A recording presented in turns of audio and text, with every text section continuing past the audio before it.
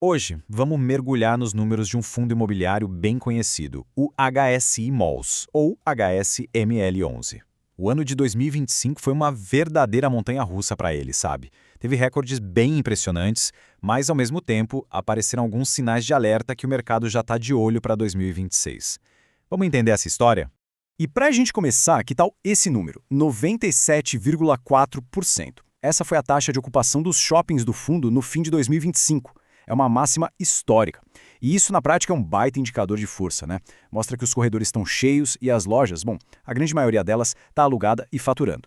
Para a gente não se perder, vamos organizar nossa análise. Primeiro, vamos celebrar o que foi bom, os resultados sólidos e os recordes de 2025. Depois, a gente acende o sinal de alerta e foca nas vendas e na tal da alavancagem. Em seguida, vamos colocar uma lupa em cima do portfólio. E por fim, claro, a grande pergunta: o que dá para esperar de 2026?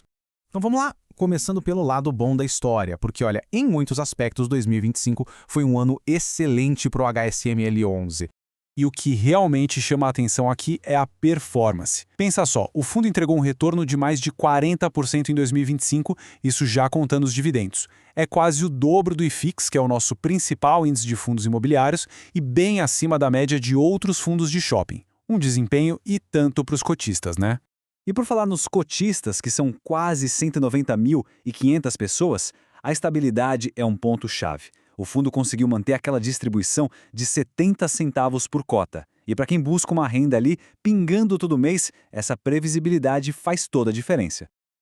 E é aqui que a história começa a ter duas caras. De um lado, o resultado operacional, o famoso NOI, deu um salto de 19% em dezembro. Ótimo.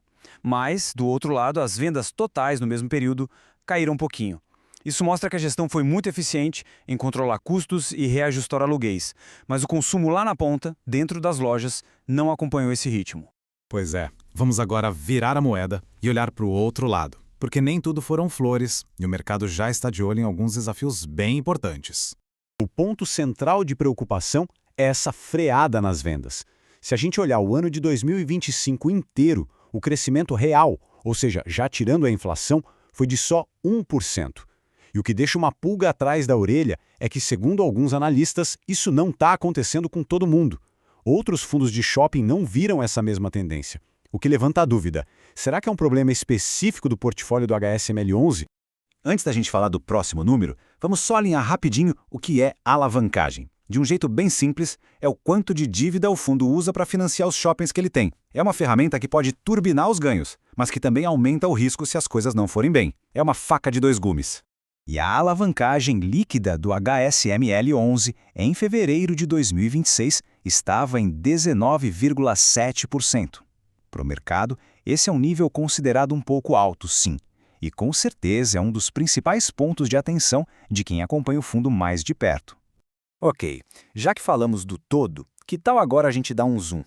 Para entender os resultados do fundo, a gente precisa olhar o desempenho de cada um dos 8 shoppings que fazem parte do portfólio. E essa tabela aqui mostra bem essa performance mista que a gente comentou. Olha só que interessante. Em janeiro de 2026, a gente vê destaques super positivos, como o Paticiané e o Paralela, crescendo forte tanto no resultado quanto nas vendas. Mas aí a gente olha para o Super Shopping Osasco, que ficou meio de lado, e o Shopping Uberaba, com uma queda no resultado operacional. Mas calma, essa queda no Shopping Uberaba tem uma explicação, e é fundamental entender isso. Não foi uma surpresa. Ela aconteceu por causa de uma grande obra de expansão que está rolando por lá. Isso impacta o resultado agora, no curto prazo.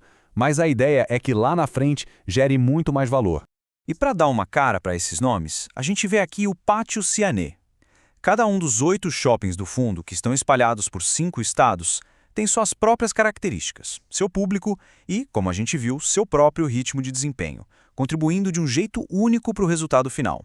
Com todo esse cenário em mente, a pergunta de $1 milhão é: e agora? O que a gente pode esperar para 2026? Vamos ver o que a própria gestão do fundo está projetando. Bom, a gestão está otimista, viu? Eles apostam num cenário econômico melhor, principalmente com a queda da taxa Selic, o que tende a animar o consumo. Além disso, tem outros fatores no radar, como a isenção maior do imposto de renda e aqueles estímulos que sempre aparecem em ano de eleição. Tudo isso, em tese, deve ajudar o varejo, especialmente o tipo de shopping que o fundo tem, mais focado nas classes B e C. Ok, esse é o cenário ideal, o lado otimista da coisa. Mas e os riscos? O que é que pode atrapalhar esses planos? Basicamente, tem dois coringas nessa história que os analistas não tiram o olho. O primeiro, a gente já falou, alavancagem, que precisa ser bem gerenciada. E o segundo são as opções de recompra de dois shoppings, o Pátio Maceió e Uberaba. Se essas opções vão ser exercidas ou não, isso pode mudar bastante a cara do fundo. E assim a gente fecha nossa análise com uma pergunta que fica no ar. O HSML11, sem dúvida, tem um portfólio de qualidade, shoppings bons e uma operação que já se provou forte. Mas, com uma dívida relevante e essas incertezas no caminho, será que a estratégia da gestão vai ser suficiente para equilibrar crescimento e risco e continuar entregando bons resultados em 2026? Bom, essa é a resposta que o tempo vai nos dar.